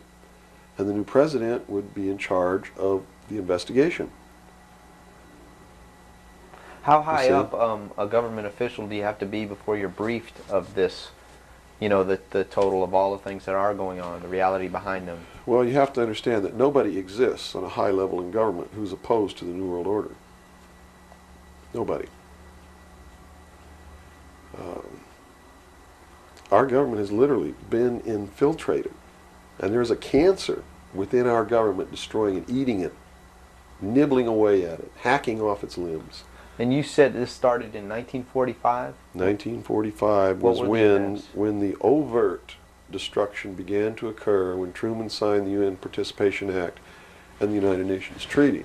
It actually began long before that, when these secret societies began to infiltrate the government and appoint their members to important posts. Infiltration is easy. If one gets in, he can then appoint and hire others to replace people who are not members below him. So now we've had over 50, almost 50 years of this going on. At least. I believe that it started back probably 1913, 1917, when the Federal Reserve Act was passed, when the Council on Foreign Relations became a reality in this country. And you can, by diligent research and study, you can see when it happened, where it happened, who did it, and how it was done. It's apparent. When they say there's no conspiracy, I mean, we talk about a conspiracy. It started out as a conspiracy. But when they say today there's no conspiracy, that's not a lie. It's the truth. They're doing it right out in the open, right under our noses, and we're too stupid to know it, to see it. So it's not a conspiracy now today at all. It's right out in the open. They even published their plans. I mean, here Carter appointed Zbigniew Brzezinski as the National Security Advisor, who just wrote a book before he was appointed, declaring himself a Marxist. I mean, you read that book, this man believes in Marxism. This man is a socialist. Not only a socialist, he's an international socialist. He's a globalist. His goal, stated in his book, is to destroy the sovereignty of nations and bring about a one-world Marxist government. Now, the Carter administration was one extreme, and then we came into the Reagan administration, yet nothing changed. Nothing changed. What you're saying is that no matter what the political leanings, they seem to be playing the same game. As long as you're playing their game, it doesn't matter who you vote for, who you put in office. They all belong to the other side. They're in the pockets of the Illuminati. When you quit electing professional politicians, when you quit electing the guy who looks nice on television because he speaks good and he looks like the guy you wanted to marry or something like that, you're playing right into their hands. You know, they've made it so impossible for another Abraham Lincoln to get elected to the office of president that it's a wonder that we even have a chance at all. We need to send people to Congress and to government who are going to clean house. Kick all the members of secret societies out of the bureaucracy. Lock them up. Try them for treason. Because they are traitors. So one thing that may help is term limitations. We must have term limitations, and it must be only one term. And forget all this nonsense that anybody goes to Washington and don't know what's happening. They don't know what's happening simply because they haven't taken the time as citizens to understand how our government works before they ever go to Washington. You see, it should be a process that starts in infancy. It works its way up. And everybody should be taking part in the government. Now, if someone came in to office with this kind of knowledge and with this kind of intent to really push these people out, would they not be eliminated immediately? Not if they have the people behind them, because what the people would do in one fell swoop, in one election, would elect people who've never served in government before, kick the incumbents out, send citizens to Washington. And here's the way it has to be done. You know, right now, you don't even pay your congressman. You know who pays your congressman? The federal democracy of the District of Columbia. The federal government pays your congressman, who's supposed to be representing your state and you. The federal government is a foreign country to your state. Why should he represent you? Not only that, but he moves to Washington, D.C. He maintains a residence here, but he doesn't live here. And as long as you re-elect him, he continues to live in Washington, D.C. forever if you keep re-electing him. So they lose all touch with what's back here. They're paid by a foreign government, the federal government. They're not paid by the sovereign state of Georgia or by you. They have to be paid by you. And they have to live here. They can't move to Washington, D.C. They go to Washington, D.C. for one term. Okay? One term only. When that term's up, they have to come back. And you don't pay them exorbitant funds. You pay them just enough to live on comfortably while they're there. No fancy giant cocktail parties, none of this crap. And you take care of their family. See, they don't take their family either. That's the other clue. They leave their family here where they live. You, the people of Georgia, take care of their family and their business or their farm or whatever it is they have while they're gone. Now do you think they have a vested interest in representing you? They sure would under those conditions. Yeah. But under the conditions they go under now, they have no interest whatsoever in taking care of you. Now let's look at the current. They're taking care of themselves. The current crop of presidential candidates. Is there anybody even running that represents something that we're talking about here? No, all of them are New World people. Tsongas, in his book, everything that he's written touts the New World Order. All of it, right for Tsongas' literature. You're going to see New World Order, New World Order, New World Order, New World Order. Clinton, the governor of Georgia, was selected in 1991 by the Bilderberg. Governor of Arkansas was selected in 1991 by the Bilderberg Group in Baden-Baden, Germany, to be the new president of the United States. Remember what happened to Gary Hart? What did he do? He went out on a boat with a woman who wasn't his wife, and he was destroyed. Look at Clinton. What's happened to him? Nothing. The press is on his side. They're helping the guy. You know why? Because he was chosen by the people who own the press to be the next president of the United States. Now, I don't know if he will be or not. That's up to the American people. Mm-hmm. But if they get their way, he will be. Bush is one of the most heinous criminals that's ever walked on the face of the earth. Bush is the man who's been a CIA agent since his college days. He's a member of the Skull and Bones, the Russell Trust. He was initiated in a casket with a ribbon tied around his genitalia, which symbolizes that he's a priest in the temple of Isis. A pagan, this guy. This man is a member of the mystery schools. Well, he has the outward appearance of a good Christian, church-going Christian, no? They do whatever they have to be approved by the people, but in secret, they're not at all. This is a man who practices pagan religious rituals, magic. Doesn't matter what you think of all these things. I'm just telling you, this is what he does in secret. Mm-hmm.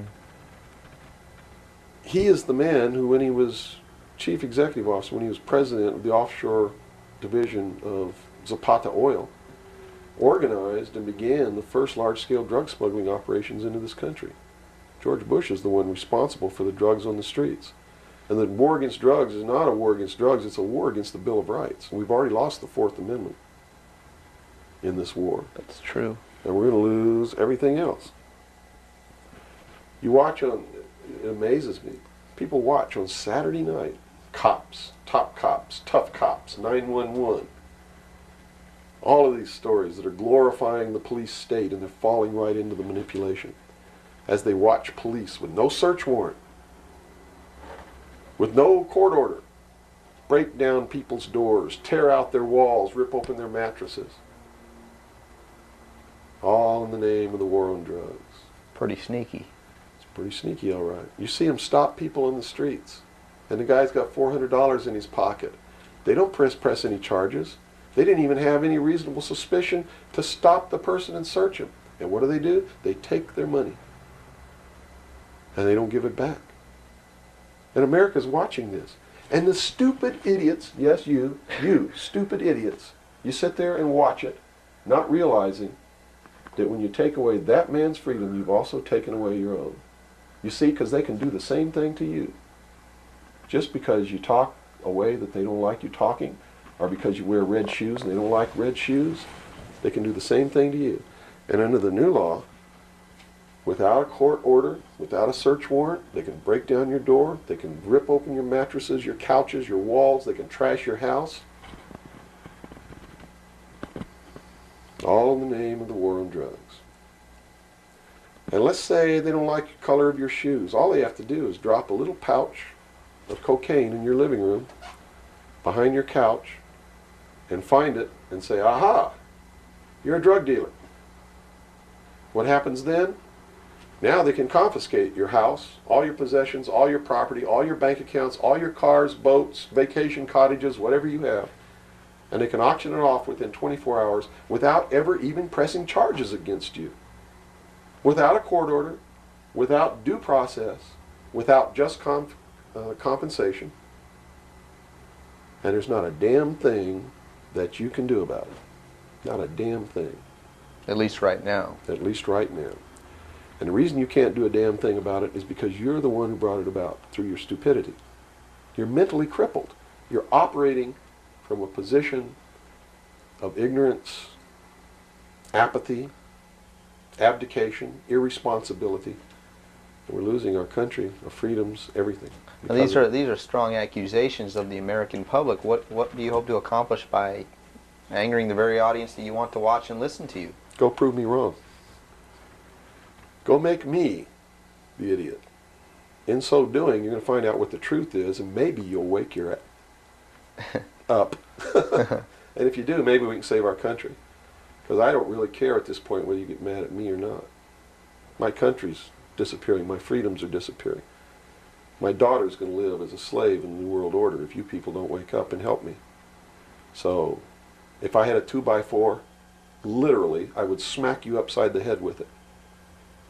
I don't care if you get mad at me. It's beyond that state. You know, I'm willing to put my life on the line. Why would I care if you get mad at me? Mm-hmm. You know? People say, well, don't you feel threatened? Don't you feel like your life is in danger? Are you kidding? You're the people who sent your sons and daughters to fight an illegal, immoral, unjustified war in the Middle East? And that didn't bother you a bit, that they might have got killed over there, and you're worried that I might get hurt or killed? Right here, really defending my country? Really fighting in defense of the Constitution? Right. You brought up the Persian Gulf War. That's something that's still on a lot of people's minds. Based on what you're saying, Should what be. was the reason for that war? They should feel really guilty. They should feel really bad about that. I mean, what about a Saddam Hussein that everyone seems to agree is you know, the evil man here, that we had the right to go in and punish, destroy, or whatever? Well, it's funny that the man who purported to want to destroy Saddam Hussein was the man who really built Saddam Hussein when he was in the Central Intelligence Agency. We have been building up Saddam Hussein's arsenal. His technology comes from us in the Soviet Union. We built him up to create that war.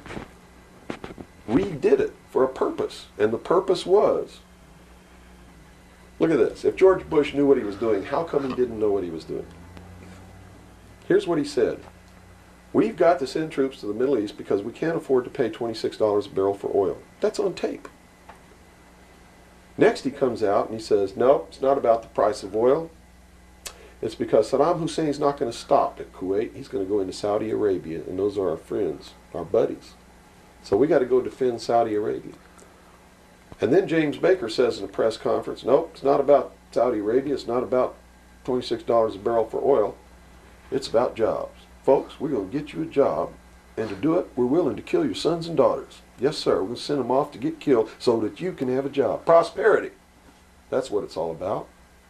Well, what was the actual scenario if we hadn't have gone in? Well, see, that's not the end of it yet. Okay. Then George Bush comes out and says, whoa, the White House is flooded for telegrams. They don't want their sons and daughters to get killed for a job. It's not about jobs.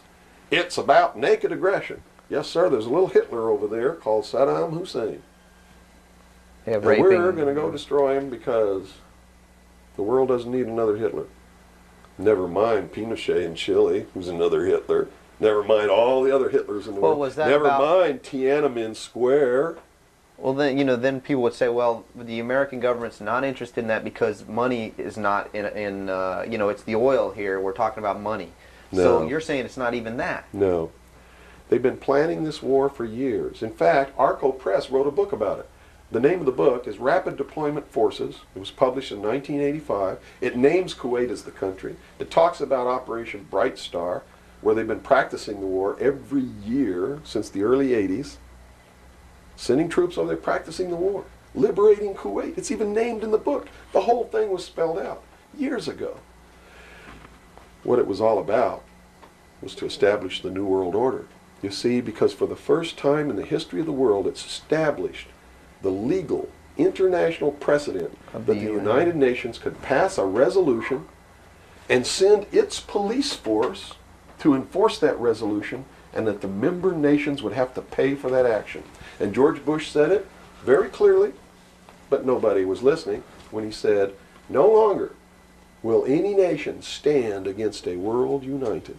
And with that action, he established the legal foundation in international law that the United Nations is now legally and overtly the one world government, and that the United States military forces and the other forces that were sent by other countries were established as the one world police force under the United Nations. Have you seen the new Air Force uniforms yet? Nowhere on them does it say United States or U.S. They are United Nations uniforms. Go look at them. What role in the Middle East again does Israel play in this? Israel was created as the instrument to bring about the Battle of Armageddon and the fulfillment of prophecy, a war that will be so terrible, where nuclear weapons will be used, so that the American citizens and the other people in the world will get down on their knees and beg for no more war. And what is the answer to that? They're going to be told the only way we can guarantee no more war is if we destroy the sovereignty of nations and we come together as one humanity in a one world government. Right. Now I'm telling you, unless the American people wake up and stop it, starting in about 1996, the Battle of Armageddon will become a reality. Not because two nations got mad at each other and decided to fight, and that's why Saddam Hussein was not destroyed. He will be the instrument that will bring that to pass. Right. Yeah, they purposely did not go in and do that. Saddam Hussein will be portrayed as the Antichrist. Babylon is in Iraq. Read the book of Revelations. Whether you believe in the book or not, read it, because the men who are bringing this about are using it as their script. Well, the UN did indeed charter Israel as a sovereign nation. They were the ones who created this state. That is correct. It was really created by Great Britain and the United States, with the United States being the major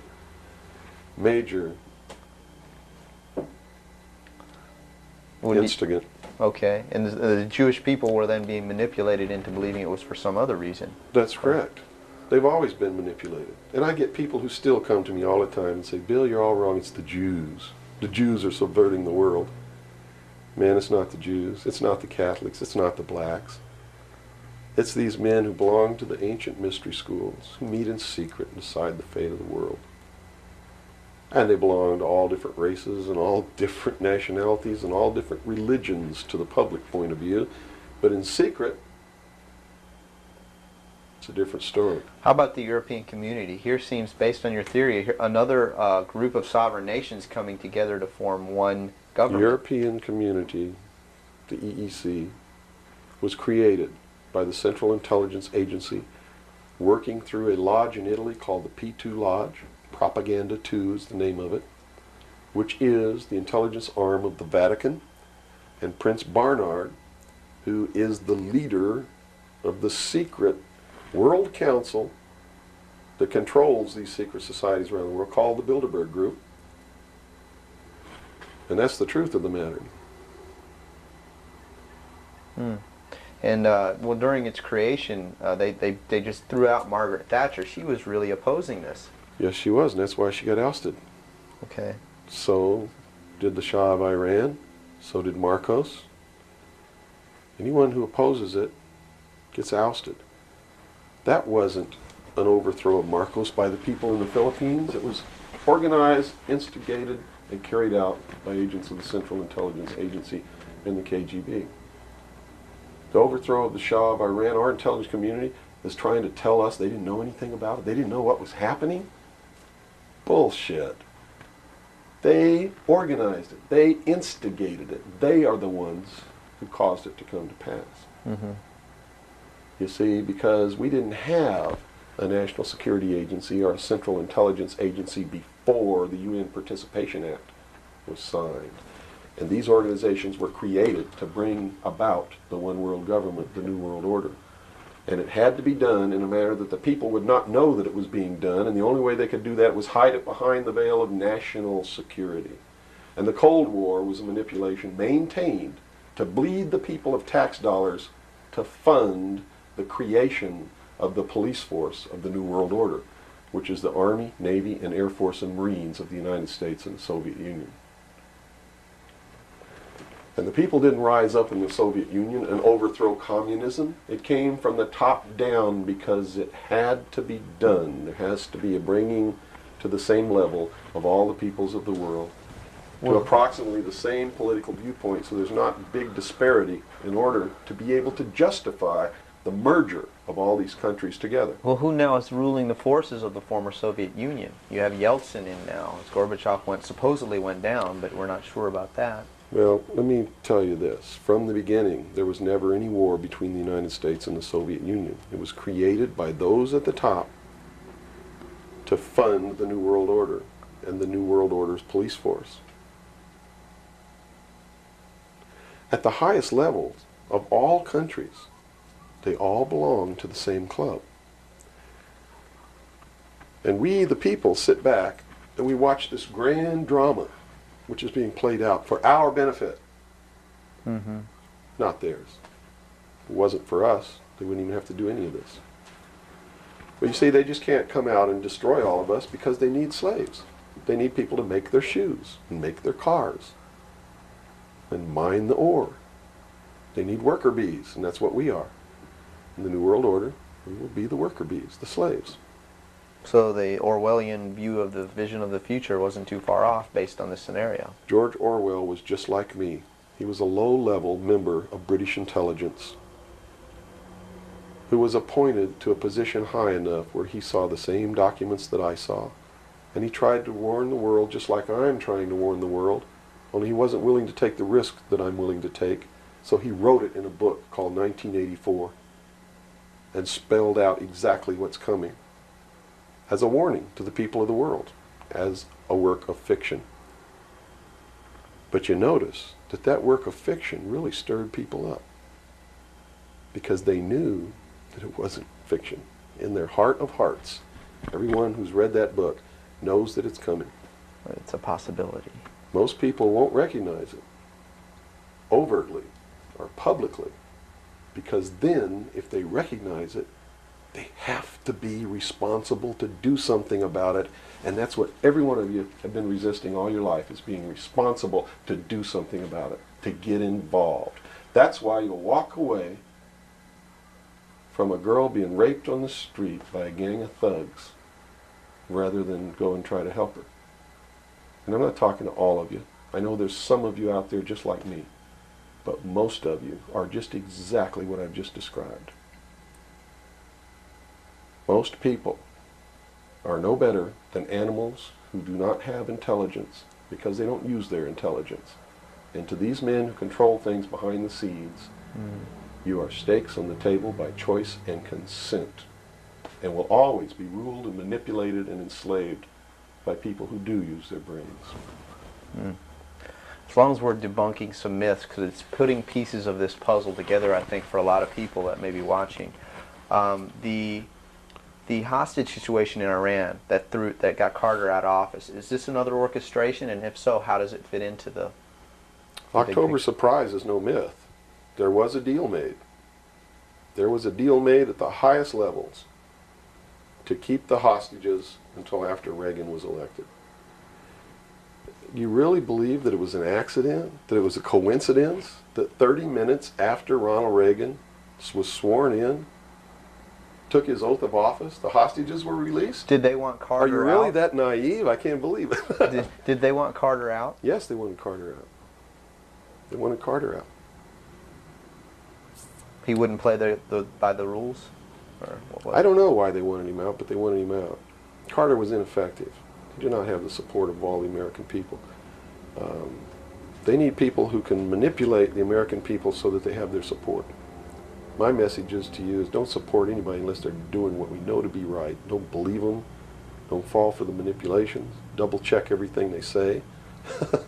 And that means you can't rely on the media as it is today either. Oh, of course not. All the media in this country, radio, television, and print, is all owned by 5 corporations. All of these corporations that own the media are owned and controlled, and members of the Council on Foreign Relations sit on their board of directors.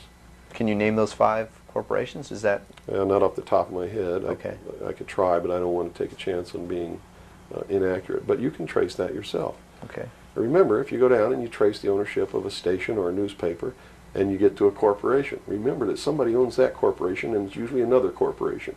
But when you trace the interlocking of all these things, when you get to the top, there's 5. And all journalists know that there's some things you don't write about, and you don't talk about, because you'll lose your job. And that's where the control is. And that's why they pay anchormen like Dan Rather $2 million a year. Because he doesn't question them. He knows that if he goes against them, he's going to lose $2 million a year.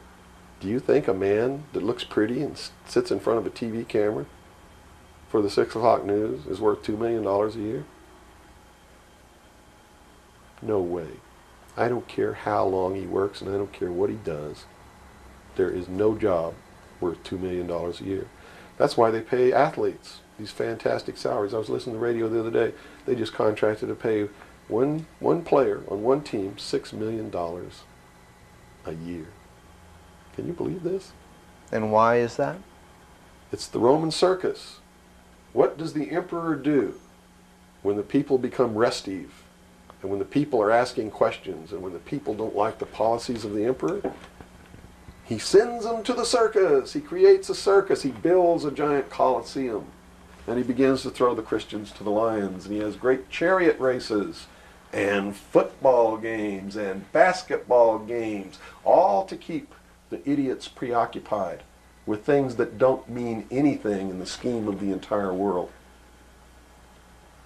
so that they don't have the time to learn what the truth is, so they don't ever get smart enough to learn how they're being manipulated, so they don't ever question the emperor.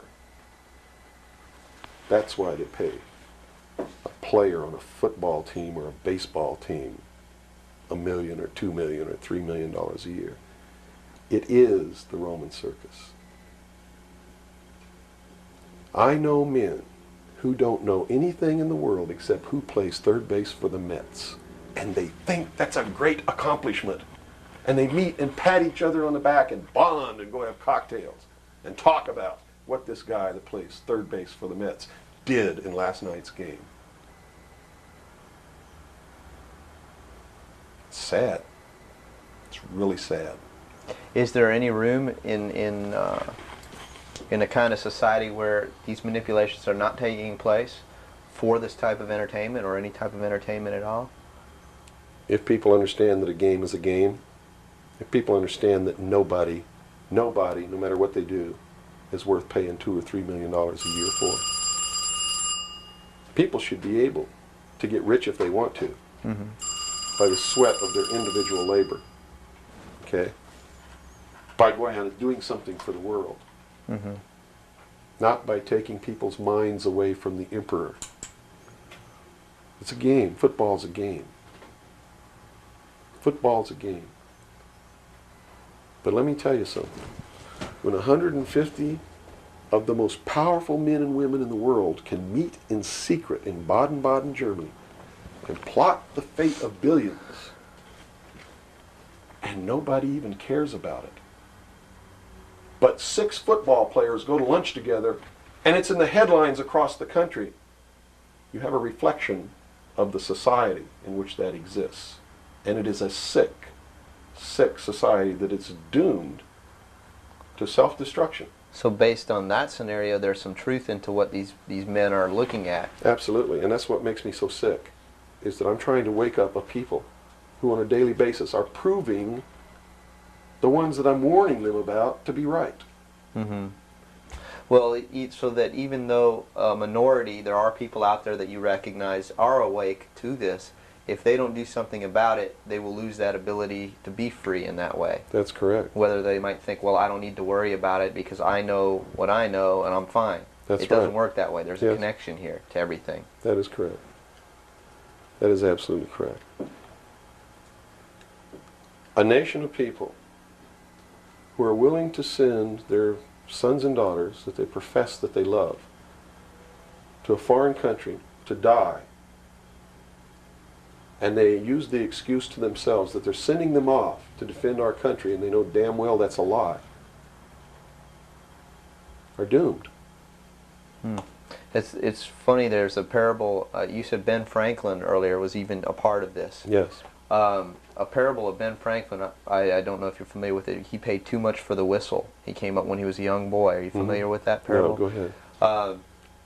Where when he was a young boy, he was given an allowance, and you know it was a decent amount of allowance, and he was going to the store to get a toy. You know, he was very excited about that, and along the way he met some boys who had this whistle, you know, and he saw that, and he saw the little boys blowing this whistle, and he thought, wow, the greatest whistle, this is the greatest toy. He really wanted this thing. Mm-hmm.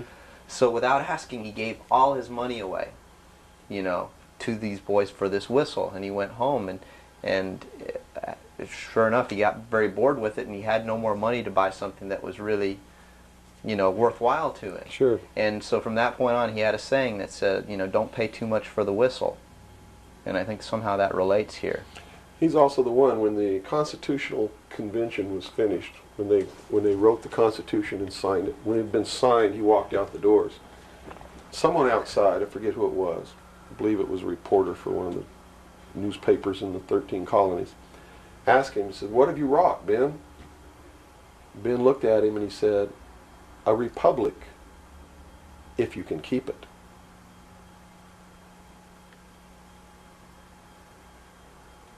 He knew.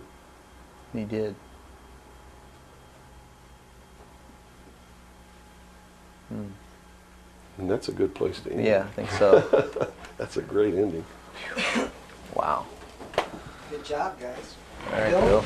Bill. Yo. Fantastic. Good. Thanks, Bill. Where's your towel? Right there. I'm about ready Yeah, to these lights are roasting me. Man. kill. I've already had my son. I'm ready for a bath.